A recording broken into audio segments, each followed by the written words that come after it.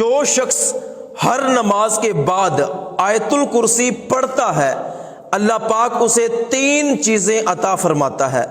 Number 1، وہ ساری زندگی شیاطین اور جنوں کے شر سے محفوظ رہتا ہے، اس پر کسی قسم کا بھی جادو ٹونا اثر نہیں کرے گا۔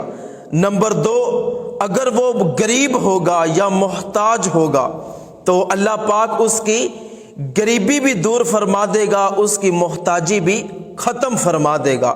اور نمبر 3 کہ ہر نماز کے بعد آیت الکرسی پڑھنے والے شخص کو اللہ پاک جب وہ بندہ مرے گا تو بغیر حساب کتاب اللہ پاک اسے جنت عطا فرمائے گا۔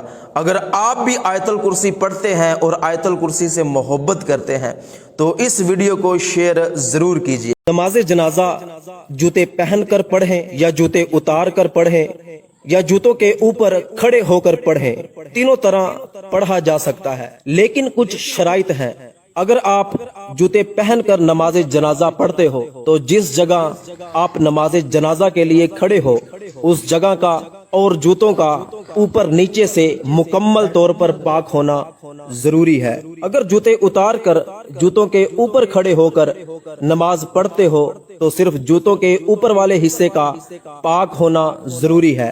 اگر زمین اور جوتے کے تلے ناپاک بھی ہیں تو نماز ہو جائے گی، اور اگر آپ مکمل طور پر جوتے اتار کر زمین پر کھڑے ہو کر نماز پڑھتے ہو تو زمین کا مکمل طور پر پاک ہونا ضروری ہے۔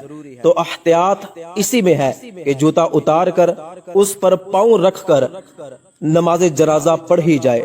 بہت سے لوگ یہ کہتے ہیں کہ روزے کی حالت میں اگر کوئی شخص اپنی آنکھوں میں سرما لگا لیتا ہے، اپنے ہاتھوں کے یا اپنے پیروں کے ناخن کاٹ لیتا ہے یا اپنے سر کے بال وغیرہ منڈوا لیتا ہے تو اس کا روزہ ٹوٹ جاتا ہے۔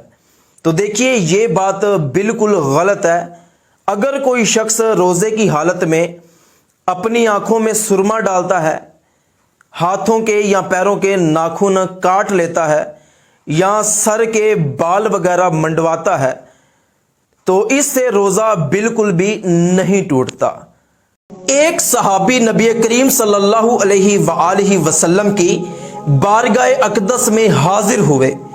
اس وقت نبی کریم صلی اللہ علیہ وآلہ وسلم سحری تناول فرما رہے تھے، تو آپ صلی اللہ علیہ وآلہ وسلم نے اس صحابی کو نصیحت فرمائی کہ اے صحابی، کبھی بھی سحری کھانا ترک نہ کرنا، کیونکہ اللہ پاک نے سحری میں بہت زیادہ برکت رکھی ہے۔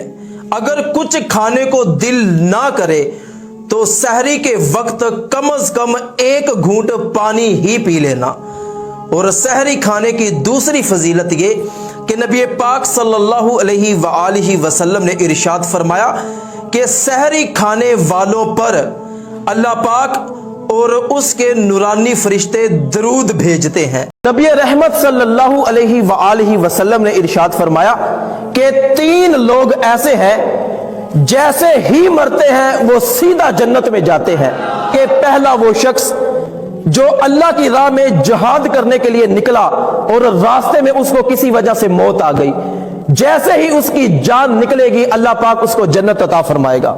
فرمایا کہ دوسرا وہ شخص جو نماز پڑھنے کے لیے مسجد میں آیا، اگر راستے میں اس کو موت آ گئی یا مسجد میں اس کو موت آ گئی تو میں محمد ضمانت دیتا ہوں کہ اللہ اس کو جنت عطا فرمائے گا۔